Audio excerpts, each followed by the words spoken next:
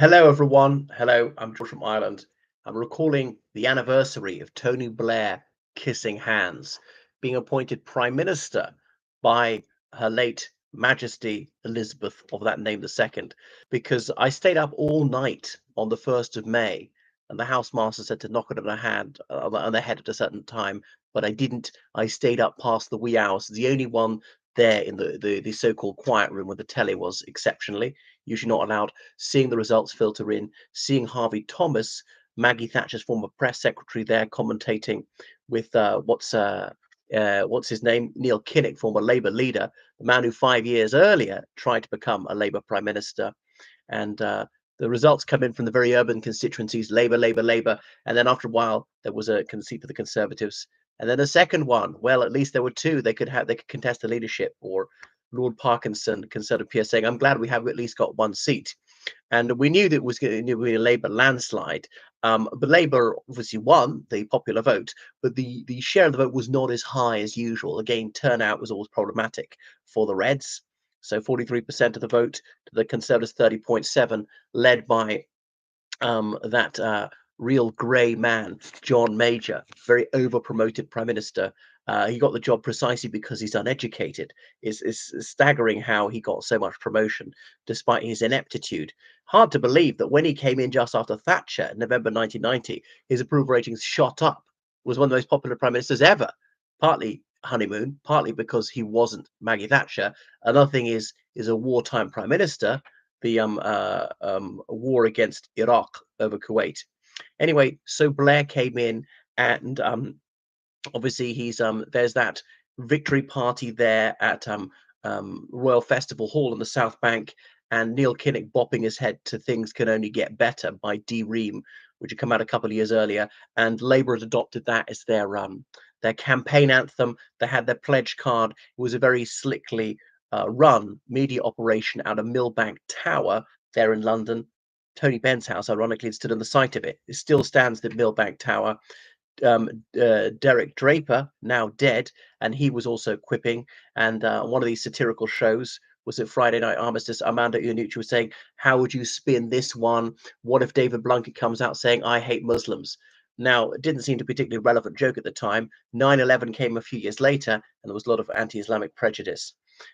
Goodness. So and I very cruelly decided to run to the bedroom of a boy who was a fellow Conservative and knock on his door and actually shock him and said, we've won," as in Conservatives, knowing we'd been absolutely smashed out of sight. And there he is getting up woozily after only 4 hours sleep, thinking that the most miraculous turnaround had somehow happened. Of course, we hadn't won. It was a very cruel joke, but I knew I wasn't going to be able to play such a joke for many years to come. There we were. All right.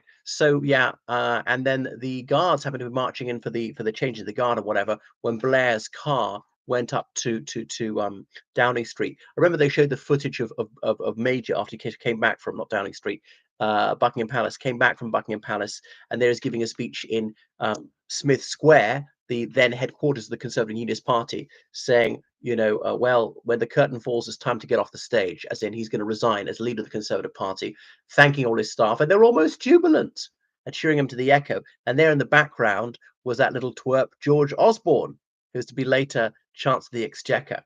Anyway, it was difficult to be a teenage Tory at the time, I can tell you. But what a poster boy we had in John Major, and how disappointing they were. And but by any objective measure, things had got worse under the Conservatives. In some ways, better. But if you look at the NHS, there were mass unemployment in the 80s. Crime had tripled. That is a staggering failure for any government. It had gone down in the late 90s, well, mid 90s, it's true, a bit, but still worse it was in 79. Drug addiction had spread. Now, I'm not against it, but the Conservative position was. And a few successes, fewer strikes, inflation had come down. They preserved the union, all the rest of it. Okay, so Blair came in and he was a catastrophe for the United Kingdom. And I was a day one abominator of Blair. It was such a Pinocchio. He was a demagogue. He was smarmy. He was all things to all people. He would use these completely fallacious arguments, come out with category errors, things that had to be modernized, which was to degrade things, to deprive us of our rights. and so on. He was against the Quango state, but he expanded the Quangocracy, and so on. He wasted huge amounts of money in these public-private partnerships, which cost the pub taxpayer way more in the long run to build hospitals. He dumbed down the national curriculum. He was a constitutional vandal. He weakened the United Kingdom. He let terrorists out of jail. He didn't uphold his own promises when terrorists in Northern Ireland refused to hand over their weapons, and so forth. I mean, yes, there is peace in Northern Ireland, but the credit goes to the army, to the Royal Ulster Constabulary, to the Irish security forces who defeated the terrorists. Freedom fighters won, and the terrorists were defeated, and democracy reigned, and not because of Blair. The terrorists were willing to give in precisely because they'd been thrashed.